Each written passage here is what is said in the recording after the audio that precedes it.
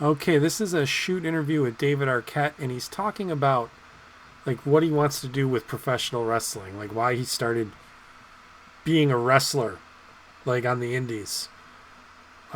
So yeah, let's hear what he has to say. I'm not sure if he's still doing it, but I haven't seen. I don't really pay attention to the indies anymore. Let's hear what he has to say. Back up. So, can you talk a bit about that? I mean, what was your run as it was in WCW all those years ago? Was it something that gnawed at you for all these years? Did you not look back fondly on all that and want to kind of write it? Yeah, I mean, you kind of hit the nail on the head when you said being the punchline of every joke. I mean, I did Ready to Rumble because I love wrestling. I grew up loving wrestling. I saw Hulk Hogan and Andre the Giant at the sports arena in Los Angeles, and Macho Man and all these guys. I was always I loved that whole era, and so that when that script came around and I read that some of these guys are going to be in it, I was thrilled. I'd sort of stepped away from wrestling, like as a fan for a while, and got into other hobbies and things, but I'd always sort of tuned into it here and there. So when that came up, it got me fully back into it, and then I started going to shows again, and started, becoming aware of some of the other things going on. But then after the sort of run and all that, and making me the champion, and then the response, and I just got to step back again. And then, I'd go periodically to live shows, just whenever they'd come to town, and I'd watch occasionally, but wasn't as into it as before. And then just the whole scene started firing up again, and God, I went to a couple like indie shows, and then I was like, wow, this is it's. And I went to WrestleMania. I always loved going to sort of some of the bigger events. And then I just got a sort of fire, and then a lot of people started tweeting me, and making jokes about me, and that's the worst idea than making David Arquette the champion. I was just like, I just hated being pushed around. And did it hurt your feelings? Not much as my feelings, as more as my ego, my pride. I just was like, I just felt kind of like bullies pushing someone around, and I don't like bullies.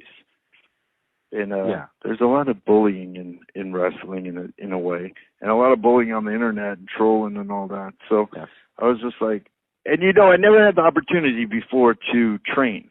They just kind of threw me in there. Chris Kanyon helped a lot and gave me some pointers, and Shane Helms, who was incredible, doubling me in Ready to Rumble, and Diamond Dallas Page, of course. But I didn't have a ton of time, and I didn't have enough time to really, do all the training you need, taking all the bumps, doing all the rolls, hitting the ropes, all of the stuff that needs getting in really your body in shape to be able to take it in and out. And I'm still like learning what, you can't take a week off, you have to keep hitting, taking bumps and rolling and doing the kind of stuff so that your body doesn't think each time you take a bump you're getting hit by a car. Yeah. What's your end game here? Like, what's that? My end game? Yeah. I mean, is it? No, a lot of it's. Do you really want to make a career of wrestling? I definitely want to be involved in wrestling, and I don't know. Like, I'd love to be able to, come up with something like have a gimmick that people liked enough that I could just go do sort of a more old school matches kind of thing.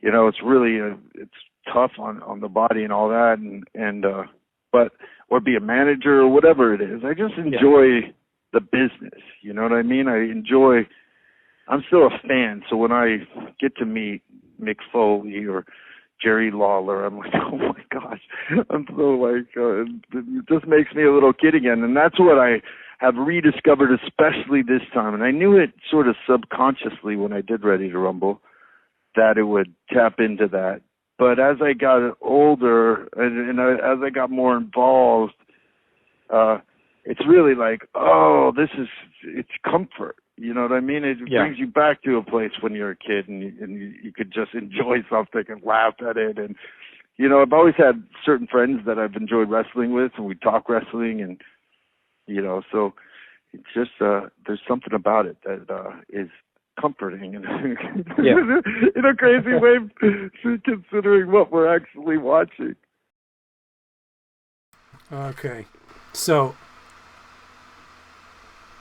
I hope David Arquette, I hope that, like, WWE brings David Arquette in once in a while, because the guy, I saw the match, like, with my own two eyes in GCW, and the dude, you could tell, he's legit. He trained, and he works, and he loves wrestling.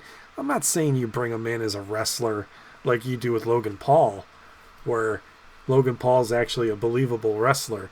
David Arquette is like 53 years old. He's not a believable wrestler. He's a little guy. He's not big. But, like, you bring him in, whether he's promoting something outside of WWE or whatever, and then you just have somebody, like, push him around a little bit. And you know, he can handle himself in the ring, so he can get physical. And then, I don't know, just to help put somebody over. Whether it be like somebody comes to save him, or he teams up with somebody in a special tag match. I'm not saying put the belt on him or anything like that. But yeah, David Arquette, the dude is just the man. Like, he really is. And I got a lot of respect for him, because I'm like, I'm in my mid-40s, and there's no way in hell I'd decide, like, now I want to go train and be a wrestler and hit the indie circuit like he did. I guess if I had his money, maybe I would consider it, but like, he was in like his mid to late 40s, decided, fuck it, and he learned how to work, and he trained, and he started doing indie shows all over the country too, not just around LA. Like, I saw he was booked like in Canada, he was booked in over here, Niagara Falls. He was like, he went and he did the thing. So I got a lot of respect for David Arquette, and I hope WWE brings him in once in a while. Heck, AEW could bring him in. I mean, they brought those Costco guys in and gave him a match. I'd rather see a David Arquette match than the Costco guys. Let me know in the comments below what you think. Maybe David Arquette could face the Rizzler. Hope not. But anyway, thanks for watching. I'll see you in the next video. Peace.